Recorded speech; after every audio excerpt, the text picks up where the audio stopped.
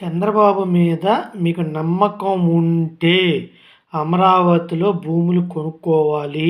అక్కడ మనకొక real estate కోసం దేనికో దానికి డబ్బులు పెట్టాలి అనుకుంటే, చంద్రబాబు నాయుడు మీద నమ్మకం ఉంటే పెట్టండి. లేకపోతే పెట్టొద్దు. అంతేగాని ఇంకొక 15 ఏళ్ళు తర్వాత పోయి అందరూ అమరావతిలో ఉండేవాళ్ళందరూ చంద్రబాబు బినామీలే, తొక్క, తూలు అని అనొద్దు. ఎందుకంటే ఆ రోజున హైటెక్ సిటీ హైదరాబాద్‌లో మొదలుపెట్టినప్పుడు ప్రతి ఒక్కరు ఇదే మాట.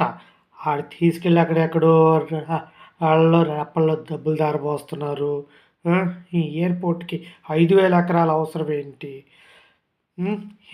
ఉన్న ఎయిర్‌పోర్ట్‌ని వాడుకుంటే చాలు గదా! ఎక్కడో పోయి శంషాబాద్‌లో 5,000 ఎకరాలంట. అసలు ఐటీ డెవలప్ అయ్యుందా? ఎందుకసలు 5,000 ఎకరాలు అని చెప్పని అందరూ అంటారు. తర్వాత మొత్తం హైటెక్ సిటీలో ఉండేవాళ్ళందరూ చంద్రబాబు బినామీలే అంటారు. ఒరేయ్ ఎదవల్లారా! మీరు చంద్రబాబు మీద నమ్మకం లేదు. మీరు కొనుక్కోలేదు. ఎవరైతే చంద్రబాబు నాయుడు మీద నమ్మకం ఉందో వాళ్ళు కొనుక్కున్నారు.